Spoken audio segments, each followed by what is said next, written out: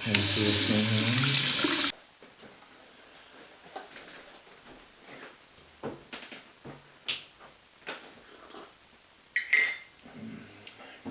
Hey, I'm Paul. I'm a 21-year-old design student. For this project in particular, I started looking into iron. The raw material of iron really interested me. The sourcing of my iron ore is actually a really interesting story as well, because what I did basically is I called this prehistoric coal museum in Eindhoven, and yeah, I asked them if they had any iron ore, and I went there and expecting them to want some money for it.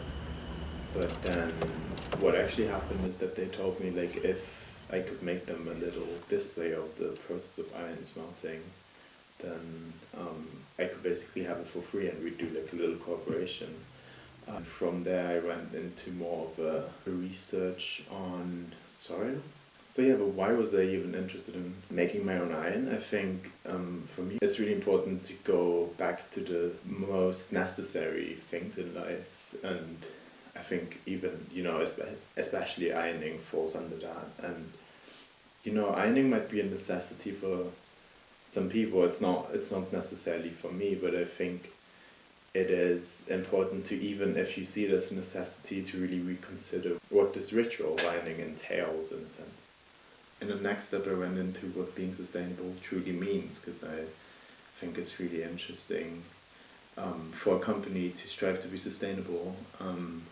But then I think it's also really important for this company to truly think about what kind of sustainability they strive for. Yeah, so I was reading this text, and according to Robert Goodland, there's 4 types of sustainability, which is economic sustainability, there's the social sustainability, there's an environmental sustainability, and there's a human sustainability.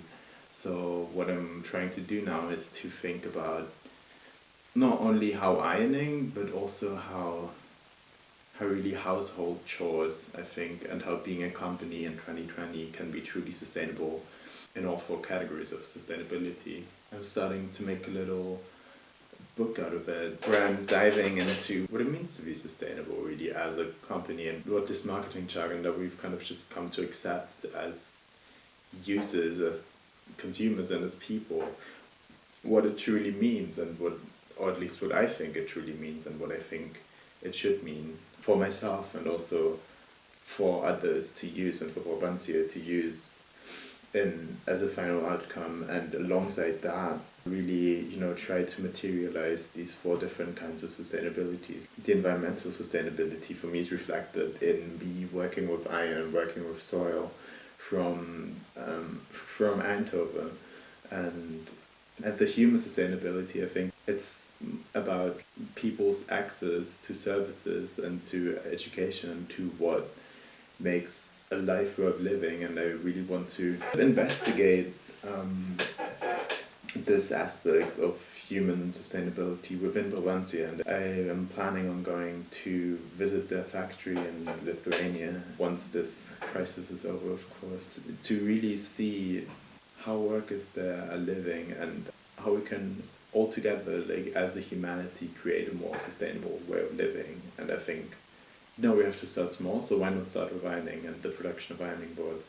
And in the realm of social sustainability, I think it's also really interesting to look into who Brabantia as a company is catering to, and who that Anna really is. So how I approached that is I looked for Annas around me, and I'm also looking for Diana within me currently, and I'm really trying to find out who Anna is. And so I've looked for actual people named Anna, which are my sister, and then I also have a friend named Anna. And I want to find out what these Annas actually want and how they feel about, caring for each other, because I think that's what ironing really comes down to.